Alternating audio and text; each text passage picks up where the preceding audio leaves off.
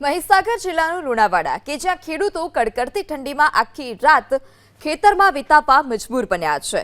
કરણ બારિયાના મુવાડા ગામમાં નીલગાય, ભૂંડ જેવા જંગલી પશુઓનો જે ત્રાસ છે તે વધી રહ્યો છે। ખેડૂતો ઘઉં, ચણા, મકાઈ સહિતના પાકને આ જંગલી પશુઓ તહેસ નહેસ કરી ખેતરો સાફ કરી નાખે છે।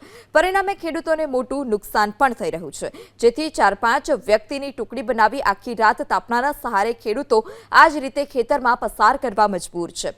જો નીલગાય કે ભૂંડનું ટોળું આવે તો દૂર દૂરના ખેતર સુધી અવાજ લગાવી થાળી વગાડી અન્ય ખેડૂતોને પણ જાણ કરવામાં આવે છે। મહીસાગર જિલ્લાના લુણાવાડા, સંતરામપુર, કડાણા, બાલાસિનોર, વીરપુર, ખાનપુર સહિત મોટાભાગના તાલુકામાં આ જ સ્થિતિ છે।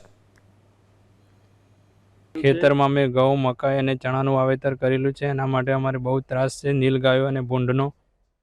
એના માટે અમે થાળી વગાડીએ છીએ, તાપણું કરીએ છીએ અને બેટરી પાડીને એને ભગાડીએ છીએ। સરકારશ્રીને જ કહેવું છે કે અમારી આ તકલીફો છે, તાપણું કરીએ છીએ, ઠંડીમાં રોજ આવવાનું જવાનું બહુ તકલીફ પડે છે। એના માટે અમે એમને વિનંતી કરીએ છીએ કે કંઈક રસ્તો કરે। તે માટે બહુ જ રાત અને દિવસ બહુ હેરાન કરે છે। રાતે આખી રાત જાગવું પડે છે। થાળી અને પીપોડા અને બેટરીથી અમે ભગાડીએ છીએ। થોડી વાર ઊંઘા તો બધું ખેતર સાફ થઈ જાય છે અને બધું ખાઈ પણ જાય છે, તો પૂરું થઈ જાય થોડીક વાર।